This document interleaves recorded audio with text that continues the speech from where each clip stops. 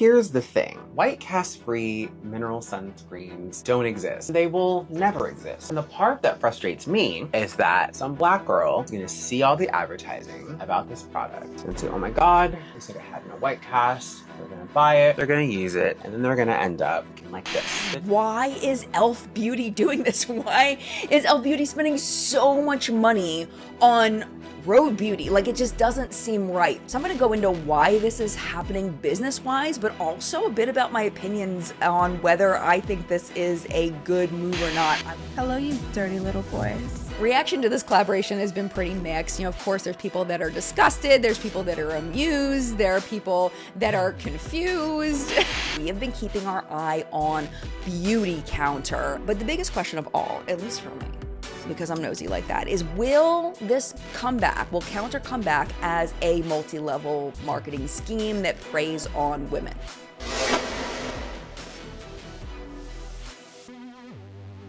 Hello, my friend. Welcome back to What's Up in Makeup, where we talk about everything that happened across the beauty industry all in one place. I know you're busy. I know you got stuff to do, so I scoured the internet for you so you don't have to, so you can stay up to date on what is happening in the cosmetic industry. And the big thing that is happening in the cosmetic industry this week is the acquisition of Rhode Beauty, which is Hailey Rhode Bieber's skincare slash makeup hybrid brand, by E.L.F. Beauty. They bought it for $1 billion, which is wild. Now, what's weird about this is not only was this all over all of the beauty news sites, but I also got a ton of DMs about it. And the DMs were full of shock and surprise. And why is E.L.F. Beauty doing this? Why is E.L.F. Beauty spending so much money on Rhode Beauty? Like, it just doesn't seem right. So I'm going to go into why this is happening business-wise, but also a bit about my opinions on whether I think this is a good move or not. I would love to know your opinions in the comment section down below. So the first thing you need to know is that this deal, all the headlines, the $1 billion, is a little bit misleading in that she's not just getting $1 billion. That's not how it's working. Hello, editing note. I accidentally said 1,000 here when I meant million. So just in case you're just listening, I didn't want to just put it on the screen. When I say 1,000, I mean million. All right, getting back into the video. She's getting $800,000, but it's not just cash. She's also getting stock options in E.L.F. Beauty. That's part of the $800,000. Now, the other remaining $200,000, that's all contingent on how Rhode Beauty performs over the next 3 years. So there could be up to another $200,000 that is gained by Hailey Bieber if it does well. But no matter what, this deal is absolutely huge. And what I'm hearing across the internet is that people are confused. They're like, well, I don't understand why this is happening, because E.L.F. Beauty is known for very affordable products. It's a drugstore brand. They make a lot of dupe products. Why are they buying a high-end celebrity beauty brand? It just doesn't make sense. And I think it makes more sense if you already knew, or if you learn that they are the ones that started Keys Soul Care by Alicia Keys. They were the incubator brand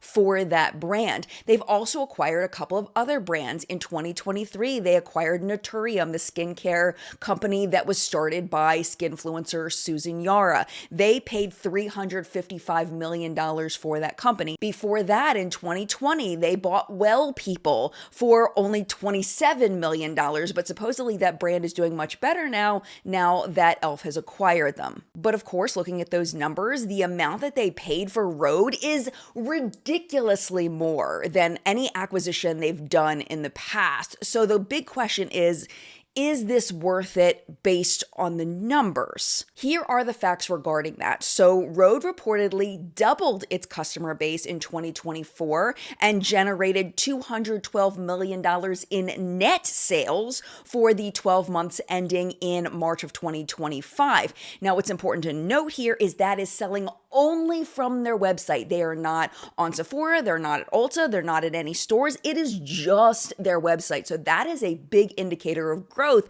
because right before they got acquired by E.L.F., they got a deal to get their products in Sephora stores and online, which I personally think is a huge move for Rhode, and I think they're going to do very, very well with the Sephora customer. So this is the perfect time for a brand to jump in before this astronomical growth that I think is going to happen with Rhode. Not only is Rhode set to launch in Sephora US, but they're also set to launch in Sephora Canada and in the UK stores as well. I also think it's very smart that they are keeping Hailey on as the founder, chief creative officer, and head of innovation. So that means that she's still going to be in charge of the creative endeavors, the product innovation, and the marketing.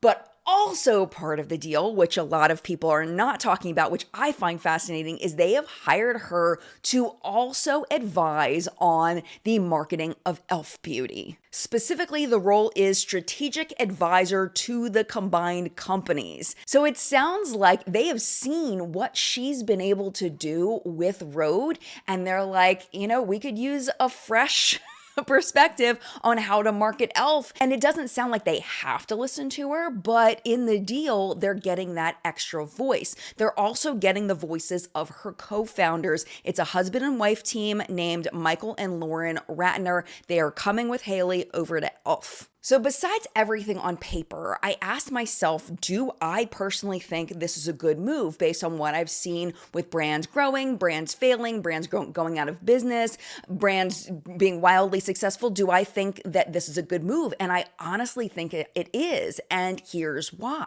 When it comes to a celebrity brand, the most unpredictable factor is the celebrity themselves.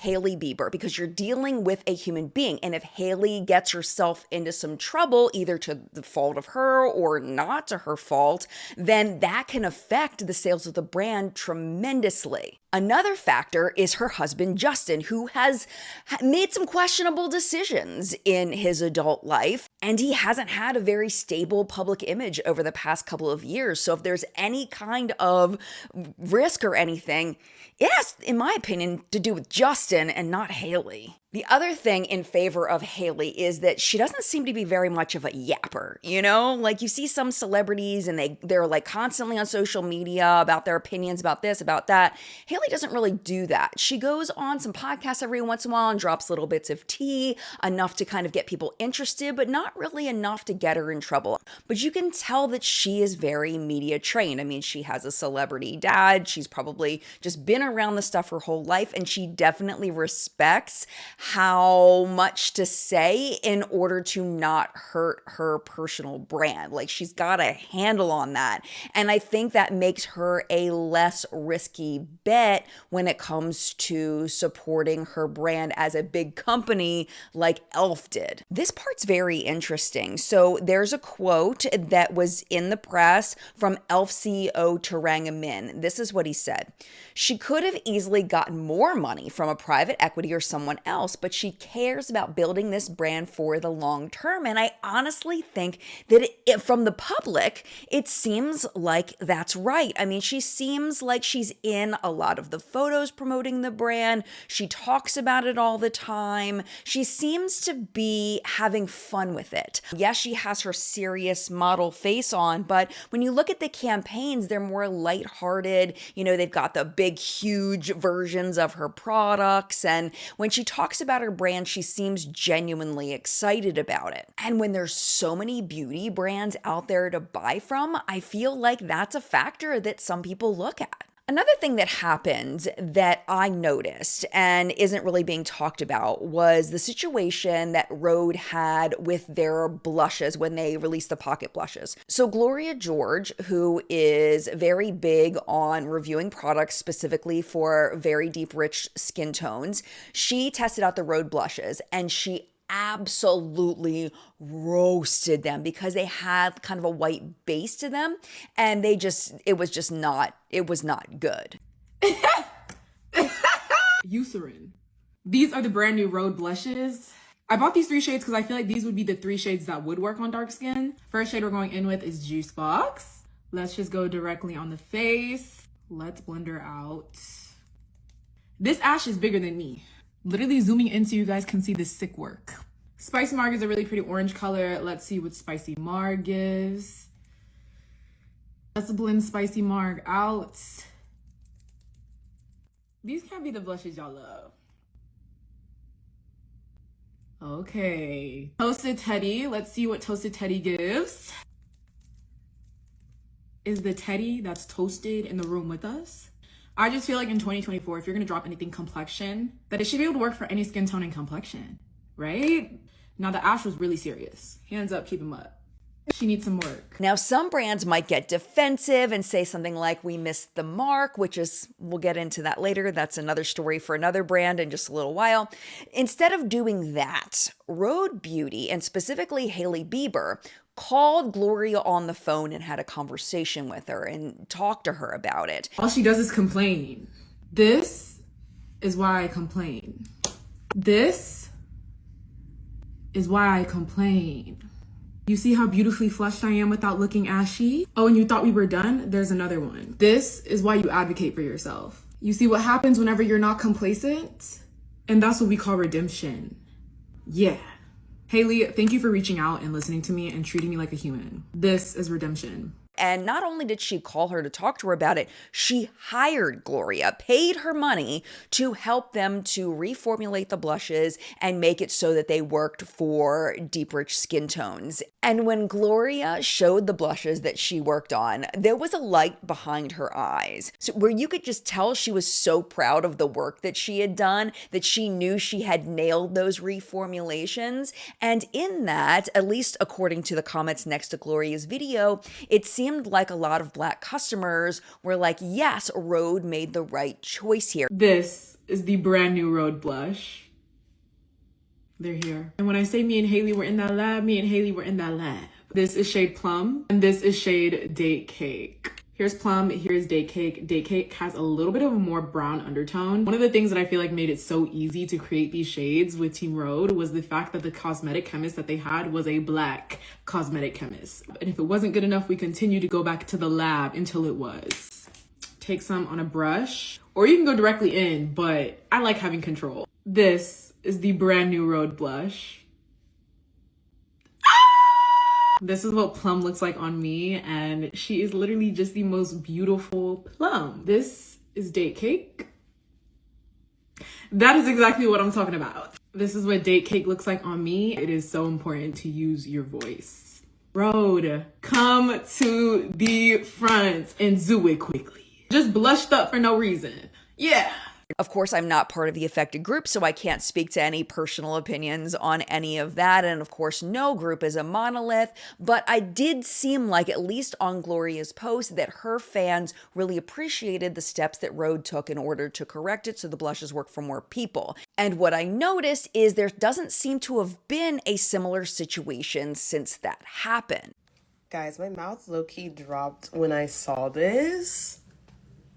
Rhode Beauty is coming out with lip liners, and their deep shades are actually very impressive, or I'm just very shocked to see this from a brand like Rhode. You know, they've gotten a lot of criticism, but I don't know if they got Gloria in the lab or they got Tony, but I'm very impressed and shocked by this. I don't know if I'm going to purchase it, but this makes me want or look at Rhode in a different way and consider purchasing their items as a dark-skinned woman now. And I think what that does is it just shows that within the brand's just ethos, within their core, they actually care about creating products for a wide variety of people. And they genuinely want to do that, which is really good, not just for Black customers, but for everybody that's watching that cares about that topic. And speaking of that, they are really good at marketing. Their campaigns are cute, they're fun, they're fresh, they're bold, they're bright, they're attractive to look at. They have hero products that have sold really well. The glazing milk, the lip glosses, and of course the pocket blushes seem to be their standout hero products, but they just keep doing that. They keep creating these products that are going viral on social media. So overall, personally, I do feel like this was a really good investment for E.L.F. I do think it was smart to to put that $200 million on a little bit of a contingency. But even at $800 million, that is a lot of money. But when you think about the strategic timing of this, of them just about to go into not just US Sephora stores, but international, that's a great time for E.L.F. Beauty to jump in. I am super curious how this is going to go. And of course, as always, I'll keep you posted.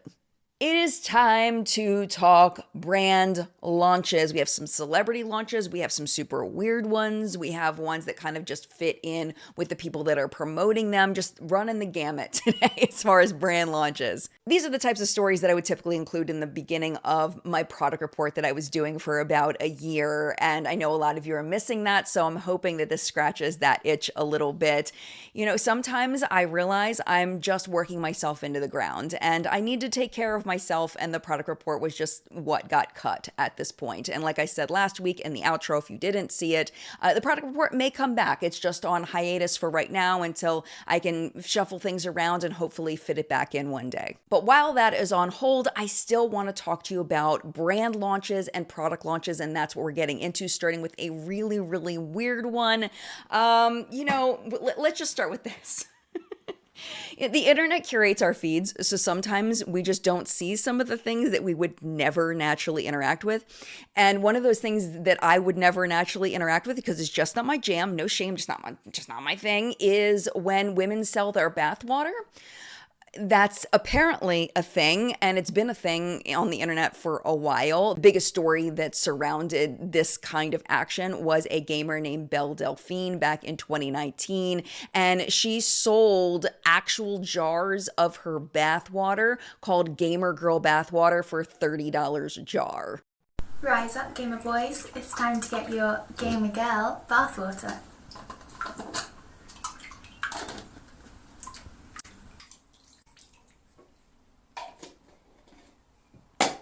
The water sold out almost immediately, and supposedly she made about $90,000 selling her bathwater. There was a little bit of a problem in there in that PayPal said that she couldn't have the money because it violated some of their terms of service or something like that, but they did end up paying her a few years later. So that brings us to Sydney Sweeney, who has collabed with Dr. Squatch on a bar of soap, and that bar of soap was formulated and made with Sydney's bathwater. If you're not familiar with her, she's been on hit shows like Euphoria and White Lotus. She's very famous and very, should I say, coveted by men. Probably people of other genders too, but it seems to be mostly men. The soap is called Sydney's Bathwater Bliss, and when asked why they're doing this, Dr. Squatch said, because y'all wouldn't stop asking. And my first thought was like, really? People are asking for this? And then I realized that she had actually done an ad for Dr. Squatch before where she was in a bathtub, so that's probably where all this came from. Hello, you dirty little boys. Are you interested in my body? Wash? Well, you can't have it. Because this isn't for boys, it's for men. This is Dr. Squatch Natural Body Wash. Reaction to this collaboration has been pretty mixed. You know, of course, there's people that are disgusted, there's people that are amused, there are people that are confused. But Sydney's reaction to this was actually pretty funny. She told GQ in an interview, "My hope is that it just gets guys to think about taking care of themselves and cleaning themselves with some healthy products." And all I hear in that is, if it takes putting my bath water in a bar of soap for you to clean your stinky ass, then that's what I'm just gonna have to do. I love it. I think it's hilarious. But if you were looking at getting some of Sydney Sweeney's bathwater in your next bar of soap, don't get your hopes up. Just like Belle Delphine, there is a limited number of these soaps. It's actually less than Belle was selling. There's 5,000 of them, and they're priced at $8 each with that low cost. And these are going to sell out probably pretty quickly. But if you want to try your shot at it, hey, I'm not judging you. Dr. Squatch's website is going to start selling them on June 6th. It says start selling them, but I have a feeling they're going to sell out so fast. People like novelty and hot chicks. That's just, that's the way it is. And as far as my personal feelings, I just say get your bag to both of them. Like, I'm not buying it. I'm not into it. It's not my thing, but I don't feel like it's my place to judge either one of them for doing this. If somebody wants it and somebody wants to buy it, who am I to say they can't? Do it. Do your thing. Sell your bathwater. Go for it. If I thought somebody would buy my dirty ass bathwater, I might sell it too. Who knows? I don't think that's happening though. If you did not know, my husband John is a tattoo artist. When I met him, he was doing his tattoo apprenticeship and we got married. And right after we got married, he opened his tattoo studio in 2005 and then he sold it in 2024. So he has a lot of knowledge about tattoo stuff. And even though I've been his wife for almost 20 years, he knows, of course, a lot more than I do. So when there's a tattoo related story, I always ask him his opinion on it. And that's where we're going next. So I brought the story to John and I said, there's this tattoo artist that's coming out with a skincare line. His name is Bang Bang. I was like, I don't know. Have you ever heard of this guy? And John was like, yeah, absolutely. I have definitely heard of him. He is known mostly for tattooing celebrities. People like Rihanna and Miley Cyrus and Cara Delevingne and Justin Bieber. He tattoos a lot of celebrities. Bang Bang's real name is Keith McCurdy, and he actually is, I feel like, more talented than the things he's able to do on celebrities. Here's some of his other work. He's very just incredible, really, really talented. Well, he has launched a skincare line that doubles as a tattoo aftercare line called Forever Care. The brand's mission, according to the website, is to bridge the gap between beauty and tattooing. We treat tattooing and everything that goes with it with the regard of really trying to elevate it as high as we can because we love tattooing. There's 3 products in the line that are supposed to be used for different parts of the tattoo healing process. So the first one is called the stick.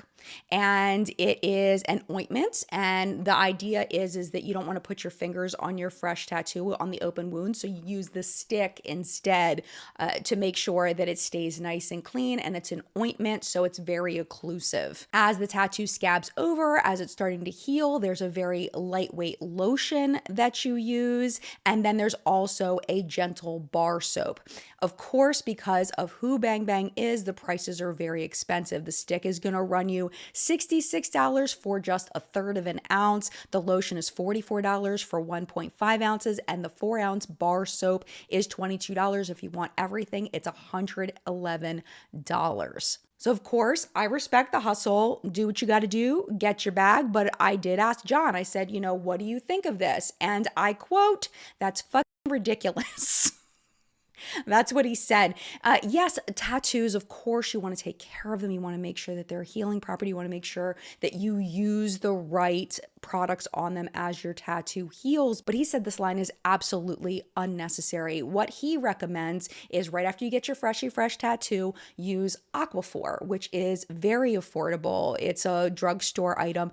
After that, instead of his bougie lotion, you can just use Lubriderm. It's a fantastic product. And when I asked him about the soap, he said, you already have soap. Just making sure it isn't heavily fragranced. And that's kind of what he stressed, was that no matter what you use, just make sure it's not heavily fragranced because that can cause irritation. But overall, John's big point was that if you have a highly skilled tattoo artist, the healing process should be pretty easy. What John told me that I thought was really interesting was that a lot of the people that have difficulty healing a tattoo, a lot of it is that either they didn't take care of it at all after they left the studio, or the artist just wasn't skilled at tattooing in a way that would help the healing process be good. That if you have a highly skilled tattoo artist, the healing process should be relatively easy naturally because they know how deep to run the needles through so that they aren't scarring up your skin. So in the end, again, Aquaphor, Lubriderm is all you really need. Of course, if you want to invest in bougie skincare, absolutely you're right. But professional, AKA my husband, says you don't need all that. Moving on from tattooing to gaming, because we are all over the place in this show because, everybody wants a piece of the cosmetic industry pie. This is not a shocker. Let's talk GodMode. It is a new makeup brand founded by actress Chloe Grace Moretz and pop star Rina Sawayama. It is the first brand to launch under a newly formed UK-based incubator called Closer Brands and is specifically marketed to female gamers. They want it to be seen as a gamer brand, not a celebrity brand, even though there are two celebrities that are founding it. The Instagram for this brand is very interesting. What they're doing over there is they're building a storyline behind these products before the product launches. There's characters, there's a plot. And if you are interested in gaming, I am very curious what you think of it. I'm going to play you a couple of clips from what they've posted so far. Just a warning, there is a bright flash about 5 seconds into this video. So if you don't want your eyeballs to see that, look away for just a second. It began with a burst of light, a new way to play. How can one tiny egg hatch a beauty that sets the whole universe aglow?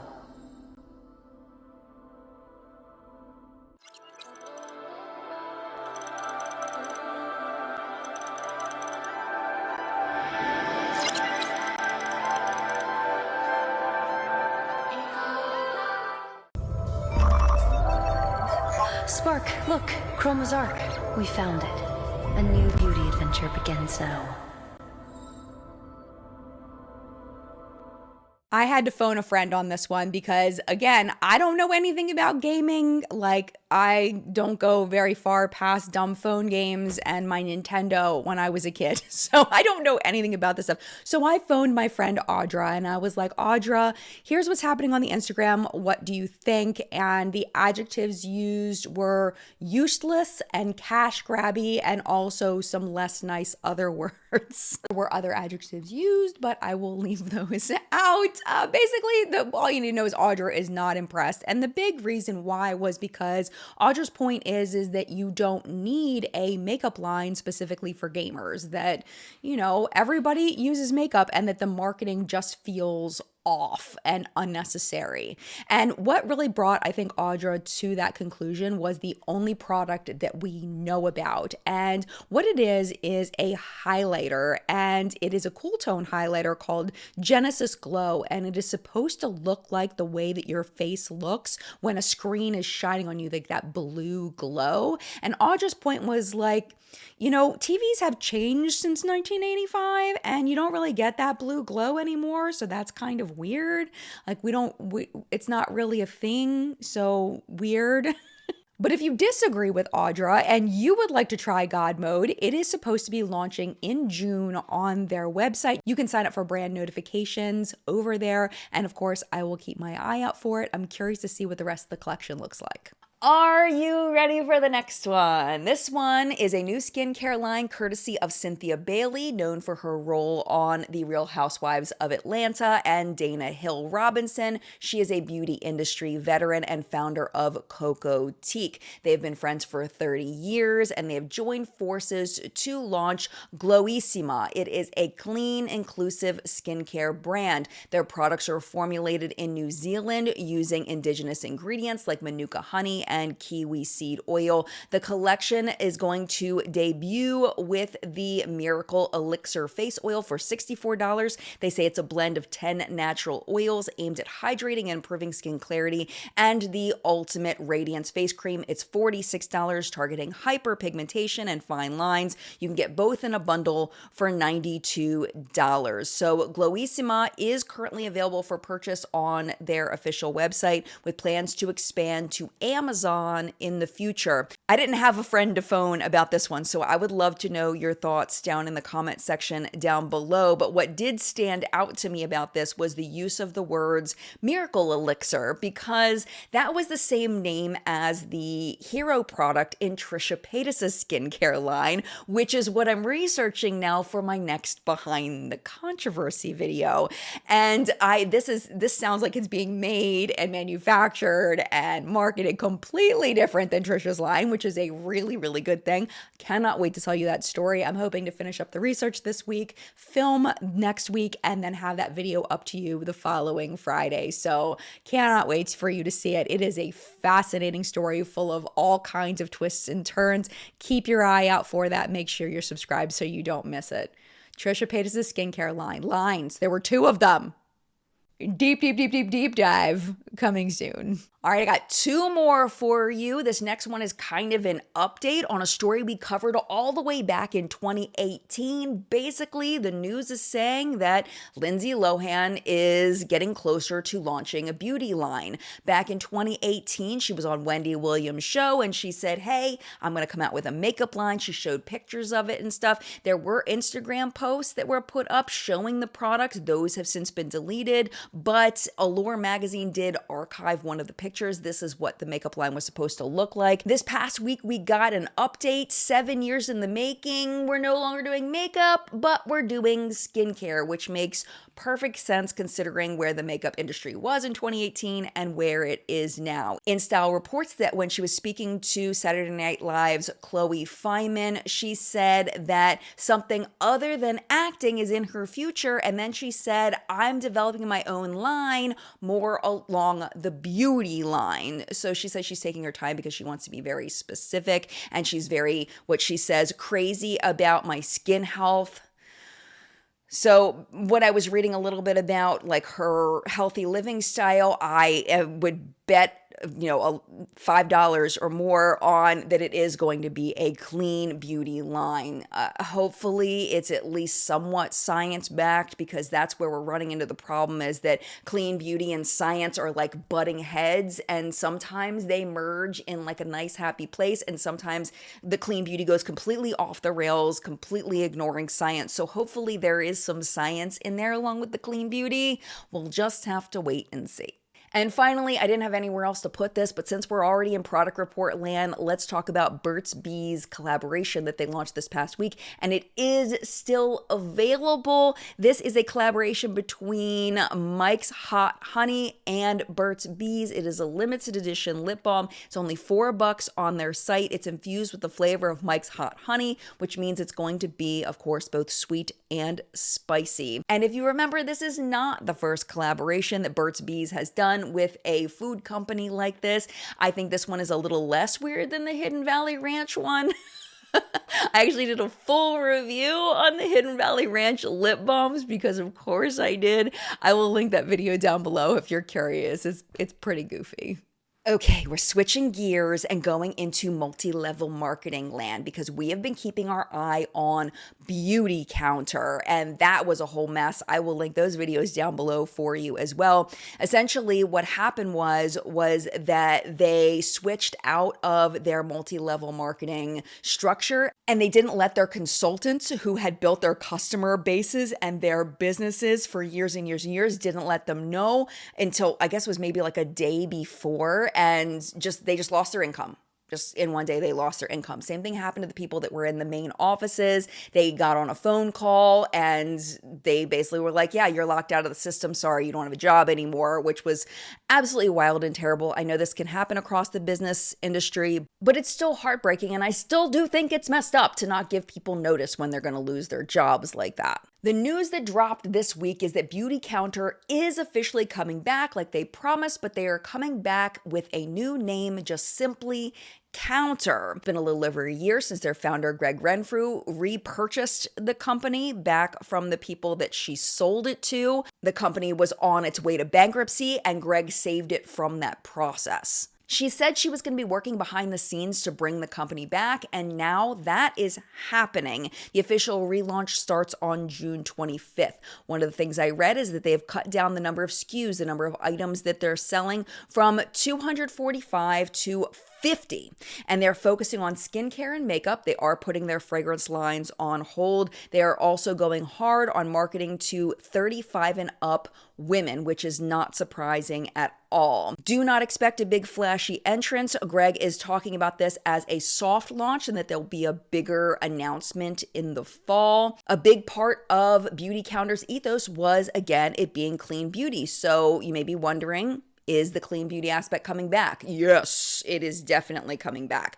But she also mentioned something about clean beauty brands not all being created equal and that they want to set standards and educate people about the category. So maybe they're going a little more sciencey. I would love to see that. But a big change for Counter when they return is that they will no longer be in Ulta Beauty stores. That's not happening. They did, however, open a store in Nantucket, Massachusetts, and they said that they hope to open more stores. But the biggest question of all, at least for me, because I'm nosy like that, is will this come back? Will Counter come back as a multi-level marketing scheme that preys on women? Because in my opinion, that's what multi-level marketing companies do. And in that, Greg is being very, very vague, and it feels intentional.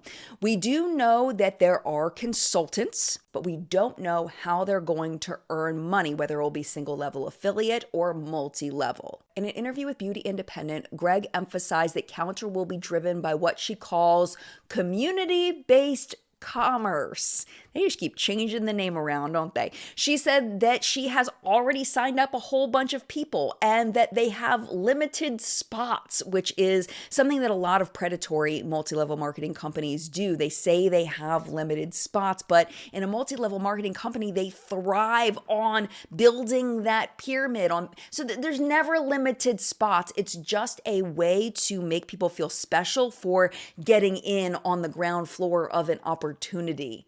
You know what I'm saying? So it sounds like they might be going back to multi-level marketing. People who do sign up for Counter's community-based commerce structure will not have access to their previous customer base over at Beautycounter. They will have to start from scratch. Another interesting fact was that Greg said that 75 to 80% of Counter's team is prior Beautycounter employees. I'm assuming the 3 people that I talked to after they got fired from the company are part of the 20 to 25% that are not returning, but I don't know that for sure. Beautycounter's Instagram account still doesn't have anything on it, but they have changed their bio, and it currently reads Never Say Never, 6/25, June 25th. As far as the website goes, there is a statement there that has a very strange start.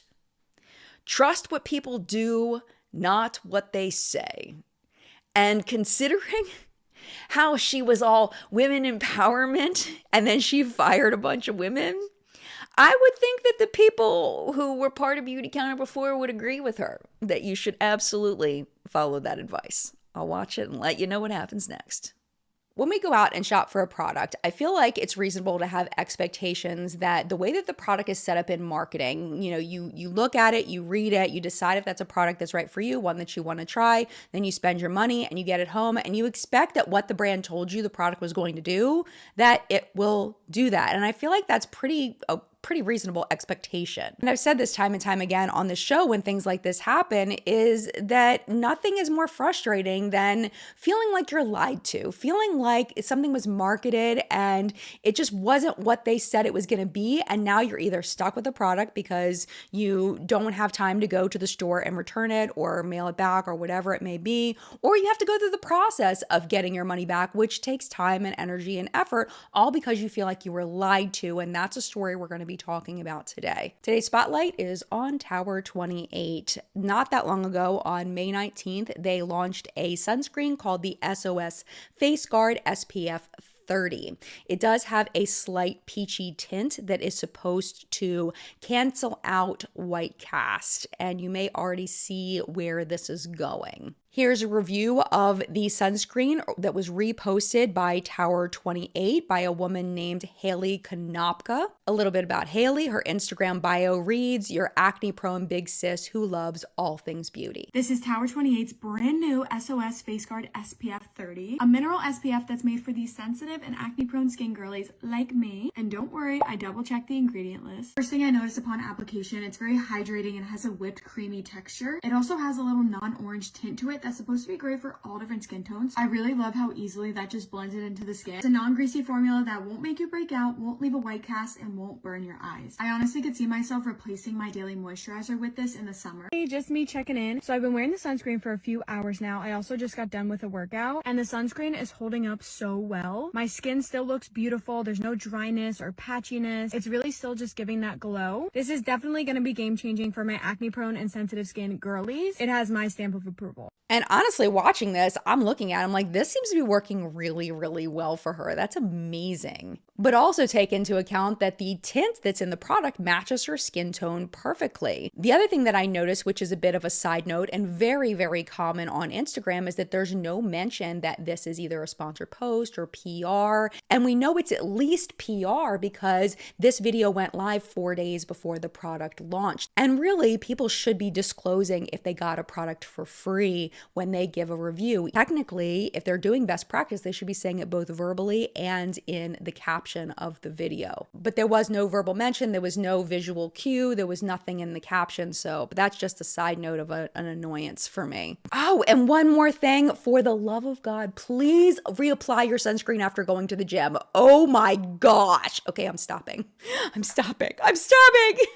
I'm stopping. Cutting to the chase here, this is not a universal sunscreen. This shows up with a heavy white cast on people with deeper skin tones. But the PR marketing for this, both in the print materials that they sent out to influencers and also on their own Instagram and in their descriptions, all say that this is universal and will not leave a white cast. That's the big problem. For example, here's a PR-based review from an Instagram account called Rhode Beauty, where she specifically says it has a slight tint but doesn't add color, and then just ensures you don't get a white cast. Ensures you don't get a white cast. In contrast, this is Dr. Julian Sass. He was in product development for brands, he still is, and he reviews a lot of sunscreen on his Instagram account. This is his review. Tower28 sent over their new mineral sunscreens, and you better believe I have some thoughts. Let's get to the good part first. So this has seals from the associations for psoriasis, rosacea, and eczema. Tower28's whole thing is sensitive skin.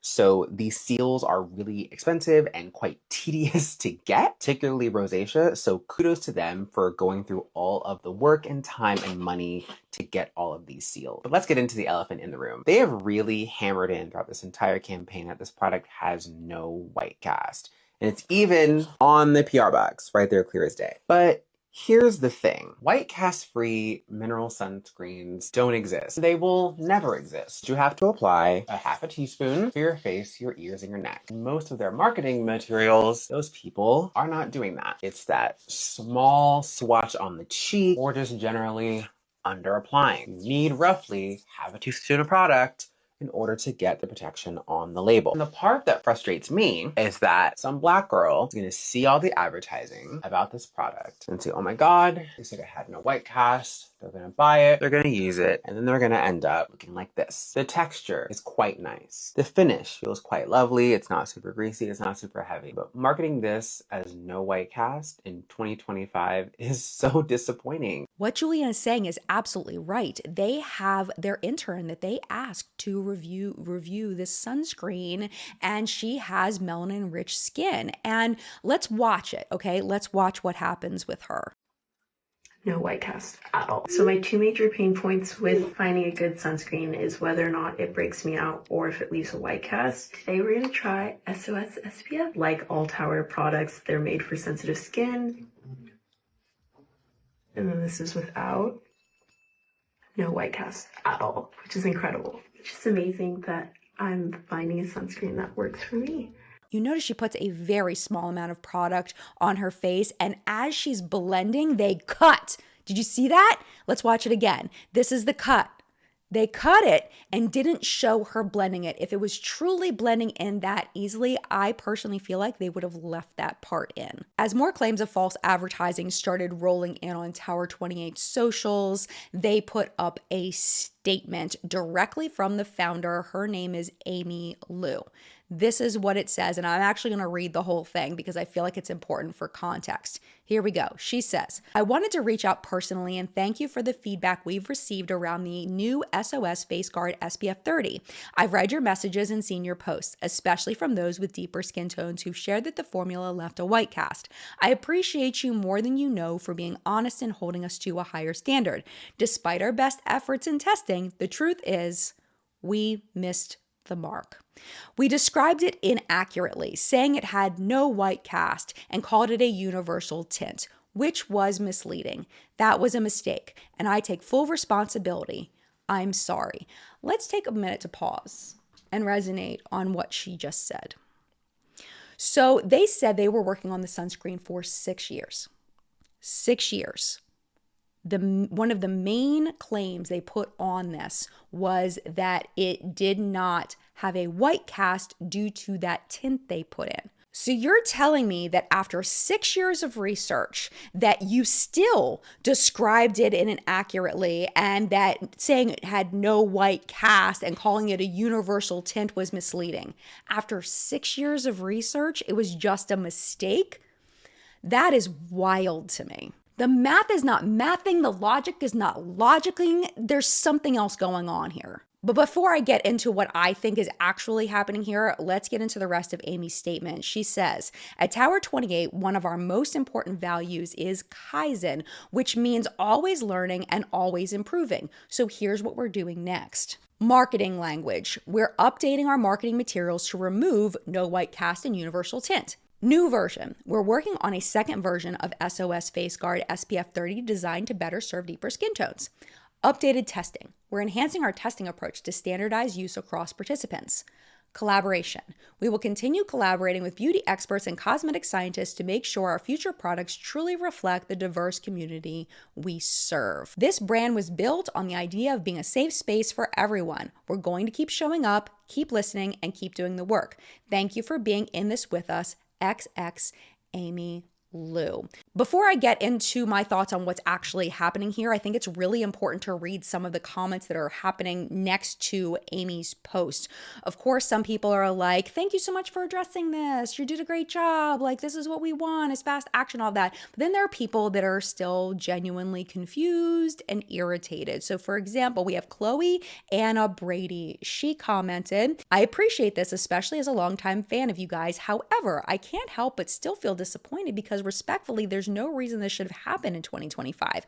You have a large community of not just customers, but content creators with brown and dark skin who actively share SPF reviews and content around inclusivity, who I think should have been included before launching. I know many of us would have been down for this. As a brown skin consumer, I did not feel included in this launch or development process at all, and it shows in the marketing. This felt very deceptive, exclusionary, and that's not something I ever wanted to feel from you.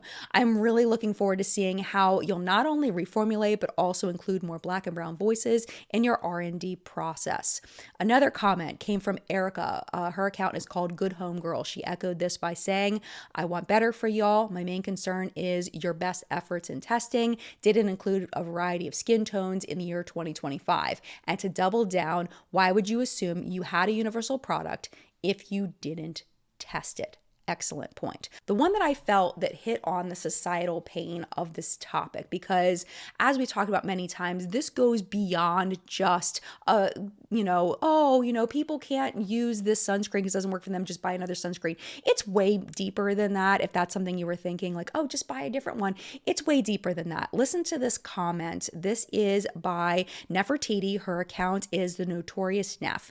She says very plainly, very interesting how all the comments praising this lackluster apology are coming from people who weren't even affected by this blunder to begin with. Because if you look at the skin tones of the people that are praising them, it's all people that are around my skin tone. As someone who has been purchasing from Tower28 for years and has been openly promoting the SOS spray since 2020, it is extremely disappointing and insulting to me that consumers like myself and those with skin tones even deeper than me were considered an afterthought in this launch. A company who truly cares about inclusivity doesn't wait until after being called out to make a change or make a more inclusive launch. They get it right from the beginning, especially because there have been countless other brands who have been slammed for the same thing. Either this was an outrage farming tactic or you simply do not care about your deeper skin customers. Either way, it's insulting and very played out. Now, okay.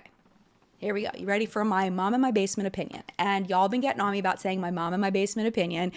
I'm not downing myself. It's not derogatory toward myself. What I'm trying to say when I say my mom in my basement opinion, I appreciate y'all, is that I don't have formal training in marketing or product development. It's just me doing my thing and learning from doing this for a really long time, but I don't have formal education in this, and I feel like that's an important thing to mention. So my opinion is that the whole reason why all of this happened is because they wanted that product marked on Sephora's website as clean at Sephora, and they made that a priority. But this is, again, just my theory. What I think happened is they really wanted that clean at Sephora seal. They really want to appease clean beauty customers, but they know that in order to be clean at Sephora, you can only use, titanium dioxide and zinc oxide. And those are the sunscreen filters that cause a white cast. So what could they do to combat that?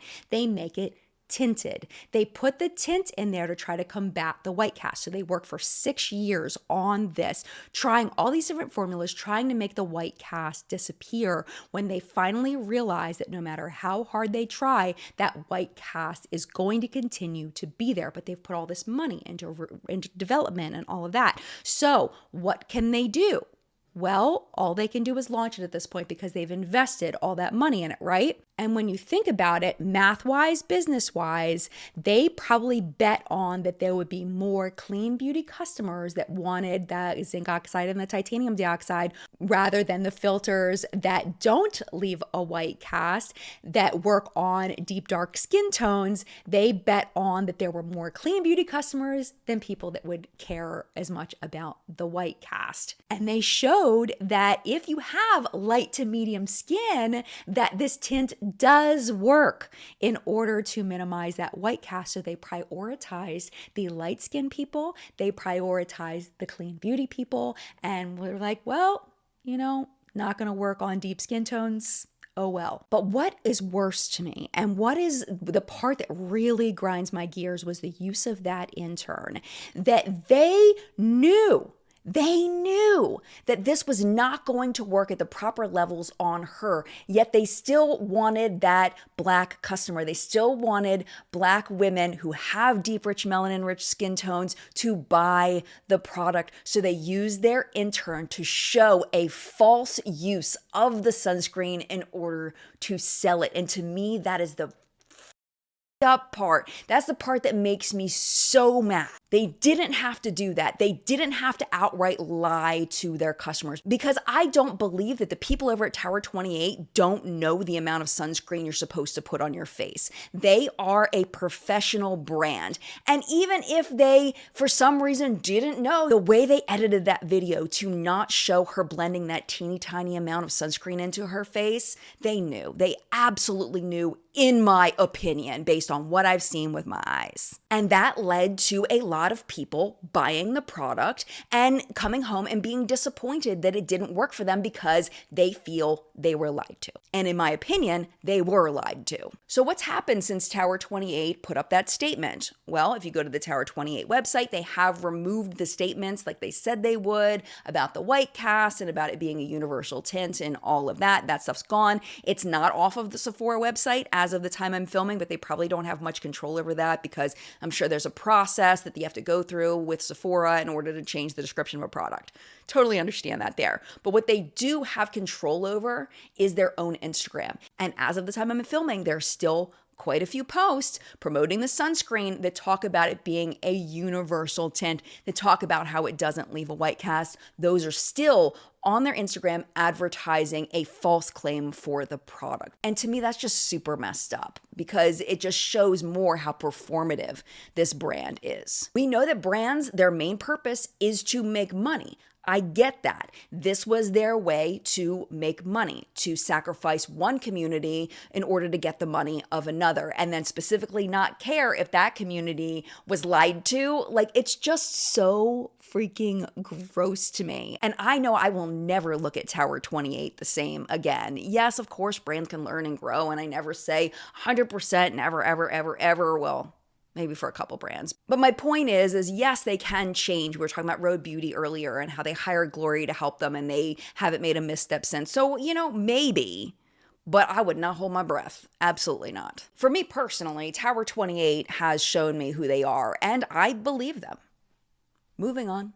Pride Month is upon us, and it's a really weird year for Pride here in the US. There's a lot going on, and I've always felt a little weird about Pride Month in that I know that some brands use this as an opportunity to what they call rainbow washing. I learned that term, where they just kind of support LGBTQ plus causes just in order to capitalize off of that audience and to be performative and to look like they're inclusive, and that has happened in the past. This year, things are a little bit different, especially here in the US, because of the way our politics have turned over the past 6 months. From what I've seen, our current administration has planned a calculated attack against the T in LGBTQ. They've gone so far as to remove references to trans people from government websites and also in official communications to just call it LGB, which is to me absolutely disgusting and disrespectful. Because of this anti-trans rhetoric that is being spread across our country right now, a lot of brands are looking at Pride events and not participating in them. They're scared to participate in them because they're afraid to make our current administration upset or to make his fans upset. And I'm going to call them fans or followers because I believe that's what it is. We know this is happening because it's being reported that a quarter of New York City's Pride Parade sponsors have backed out or lessened their support for Pride events. This has led to a $750,000 shortfall for the organization, and this is their biggest event of the year. According to Fast Company, many sponsors are worried about the economic impact of tariffs, and they're also expressing, quote, concern about potential blowback from the current administration for publicly supporting Pride and other DEI initiatives. Diversity, equity, inclusion, because that apparently, according to our administration, is bad to have diversity, to include people, to have equitable, equal access to things. That apparently is a bad thing. Of course, this stretches beyond New York City Pride events. It's impacting Pride events all over our country, including San Francisco and St. Louis. Among the brands scaling back visibility or spending less are PepsiCo, Sky Vodka, Nissan, MasterCard, and of course, Target. No big shocker there. Bringing this to beauty, L'Oreal is the only brand returning in 2024 as a platinum sponsor of NYC Pride. They've donated $175,000. A beauty sponsor that is pulled out of San Francisco, which I'm not 100% surprised on this one, is Benefit Cosmetics. They are based in San Francisco and they are not supporting Pride this year. At least according to Fast Company. That's what Fast Company said, and I'm going off of what they said. But like L'Oreal, there are brands that are not backing down and they are doubling down on their support of the LGBTQ plus community. So let's highlight them. For example, NYX Cosmetics has released what they are calling their love letter to queer creativity. It is called Pride Mix. It's a collection of music spotlighting voices of 3 emerging queer musicians: R&B artist Destin Conrad, alternative pop star Zolita, and Grammy-nominated R&B artist Tiana Major 9. They also donated over $500,000 to global charities in an effort to continue to scale their support for the community as a whole.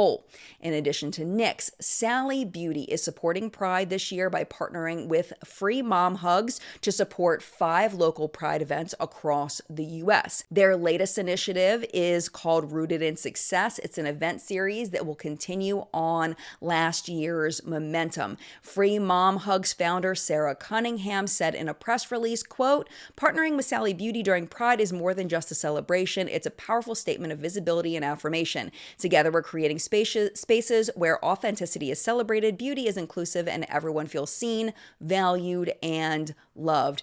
And finally, let's talk about Sephora and their collaboration with Lady Gaga's House Labs to launch their We Belong to Something Beautiful campaign in partnership with the Born This Way Foundation.